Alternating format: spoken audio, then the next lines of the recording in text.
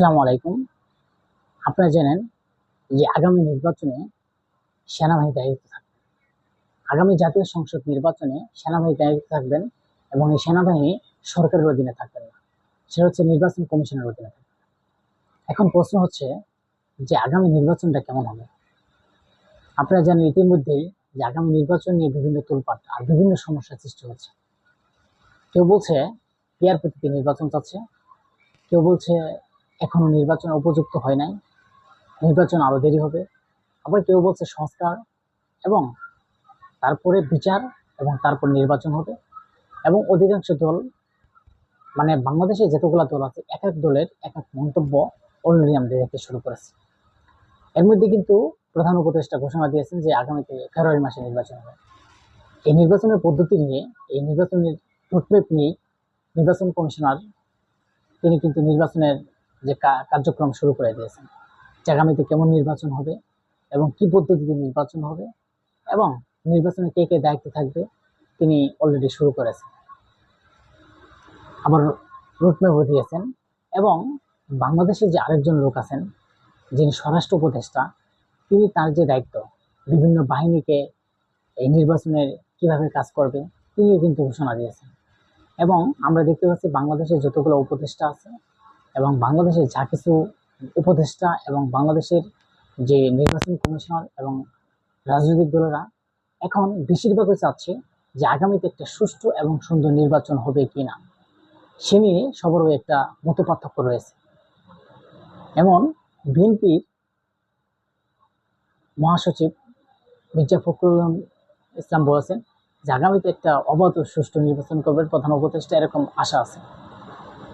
রুহুল কবির বলেছেন যে আওয়ামী লীগের প্রশাসন যারা দায়িত্বে আছে তাদের দিয়ে আগামী সুষ্ঠু নির্বাচন সম্ভব নয়। এবং চরমনাই বলেছেন আগামী সুষ্ঠু নির্বাচনের জন্য পেয়ার পদ্ধতি প্রয়োজন।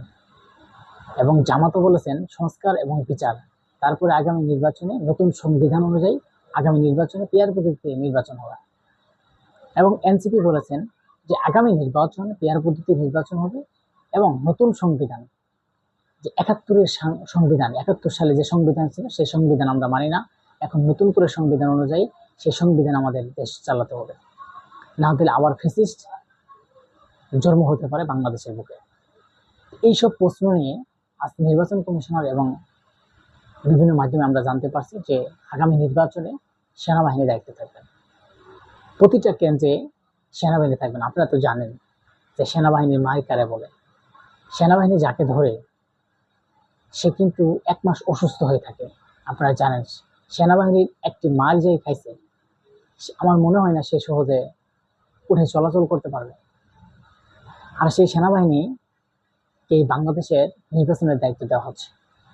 নির্বাচন কমিশনার যে দায়িত্ব পালন করবেন এবং সে প্রতিটা ভোট কেন্দ্রে যাতে সেনাবাহিনী টহল থাকে এবং সেনাবাহিনী যাতে চতুর্পাশে ঘুরে এবং সেনাবাহিনী কঠোর থাকবে, মানে কোনো দুর্নীতি, এবং আওয়ামী লীগের সময় যে ভোট কেন্দ্র একটা দল এসে ভোট কেন্দ্র দখল করা, তারপরে নিজেই সিল মারা, নিজেই ১০০টি করে সিল মারছে, সিল মারে যে ভোট ব্যালট বাক্স এবং সবাই আর রাতারাতি নির্বাচন হয়ে সেই ঘোষণা দিয়ে পার হয়ে গেছে, আসলে বিষয়টা এমন না।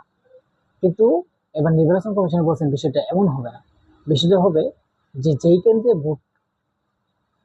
ভোটাভুটি ভোট কেন্দ্র দখল করার চেষ্টা করে সমস্ত ভোট বাতিল হয়ে যাবে, সেখানে স্থগিত করা হবে এবং বাংলাদেশে কঠোর হবে, একটি মাত্র একজন মানুষ ভোট কেন্দ্র দখল করতে পারবে না, এরকম তিনি কর্মসূচি দিয়েছেন। এবং তিনি বলছেন আগামী নির্বাচনটা শুধু এই বাংলাদেশের জন্য একটা গৌরবময় এবং এত সুষ্ঠু নির্বাচন করা সম্ভব এবং আগামী নির্বাচন করা একটা বাংলাদেশের বুকে ইতিহাস গড়বে। এ কথাটা বলেছেন কারণ বাংলাদেশে ১৬টি বছর যাবত আপনারা জানেন নির্বাচন থেকে বঞ্চিত। যারা তরুণ প্রজন্ম আছে তারা কখনো ভোট দিতে পারে নাই, হয়তো ভোট দিতে পারছে যারা ভোটার হয় নাই। কারণ একটি 10টা ভোট দিয়ে সবাই যে নৌকা মার্কায় 10টা ভোট দিতে সিল পিটেছে, এমন একটা কাহিনী যাতে বাংলাদেশের বুকে আর না হতে পারে।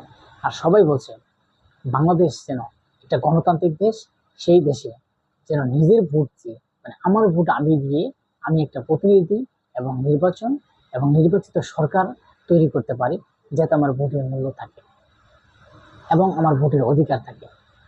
তাদের কিন্তু এটাই আশা। কিন্তু আমরা এখন কিছু কিছু মানুষ দেখতে পাচ্ছি তারা নির্বাচন নিয়ে এখন আগামী নির্বাচন সুষ্ঠু হবে কিনা খুব কঠিন বলা যায়। কেন? বাংলাদেশের যে ঘটনাগুলো ঘটছে, আপনারা গতকাল দেখতে পাচ্ছেন যে উমির খান হারার সাথে যে ঘটনা ঘটছে নির্বাচন কমিশনের ওখানে, আসলেই এটা একটা ন্যাক্কারজনক ঘটনা। আপনারা জানেন এই যে নিজেদের মধ্যে এরা ঐক্যের বিরল ফাটলো। উমির ফারহানা বলেছেন যে তিনি নাকি আওয়ামী লীগ, তিনি যাদের জন্য 16 বছর করলেন না, 16 বছরে যেটা আওয়ামী লীগ করে নাই সেটা এখন মানুষ করছে। আর 16 বছর এত আন্দোলন এত সংগ্রাম করে তার 16 বছরের বিনিময়ে তিনি ঢাকা পাইলেন। বিষয়টা আসলে হাস্যকর মনে হলো। আবার এনসিপির নাহিদ ইসলাম বলেছেন যে আওয়ামী লীগ, বিএনপির আওয়ামী লীগ বিষয়ক সম্পাদক নাকি উমির খান।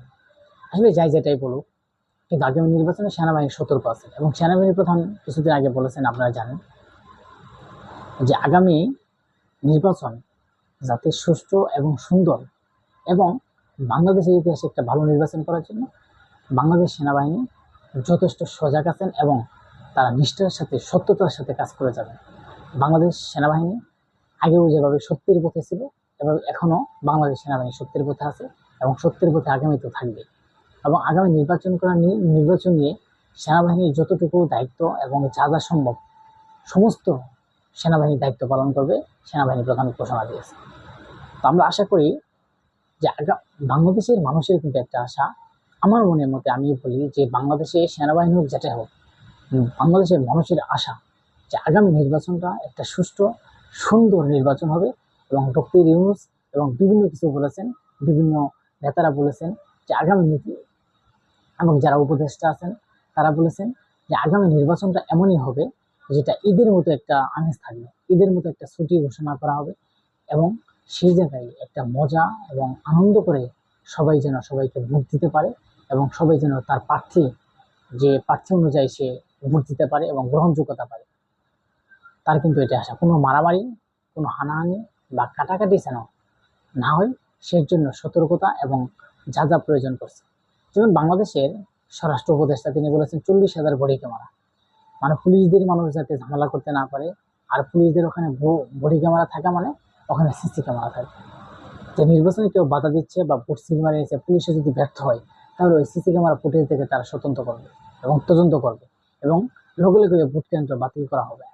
এরকম কিন্তু প্রতিশ্রুতি এবং দিয়েছেন। আসলেই আমার ভিডিওটা যদি ভালো লাগে অবশ্যই লাইক, সাবস্ক্রাইব, কমেন্ট করে পাশে থাকবেন। আরও আন্তর্জাতিক বিষয়ক এবং সারা বিশ্বের যে ভিডিওগুলো বিশ্লেষণ আমি যেন সুন্দরভাবে বলতে পারি, সত্যের কথা বলতে পারি, সেই বিশ্লেষণগুলো আমার সবাই সাথে থাকবেন। আরেকটা বিষয় হচ্ছে যে এই যে বাংলাদেশের মধ্যে একটা গ্রহণযোগ্যতা নির্বাচন হবে কিনা এ নিয়ে কিন্তু সবার মধ্যে একটা দুহাসা চলছে। আমরা আশা করি আগামী নির্বাচনটা সুষ্ঠু এবং সুন্দর ও নিরপেক্ষ হবে এবং গণতন্ত্রের জয় হবে এবং গণতন্ত্রের একটা জয় হবে এবং বাংলাদেশের মানুষের ভোটে একটা সরকার প্রতিনিধি দায়িত্ব পালন করবে, মানুষের একটা ভোটারের মূল্য থাকবে, এটাই আমরা আশা করি। সবাই ভালো থাকবে।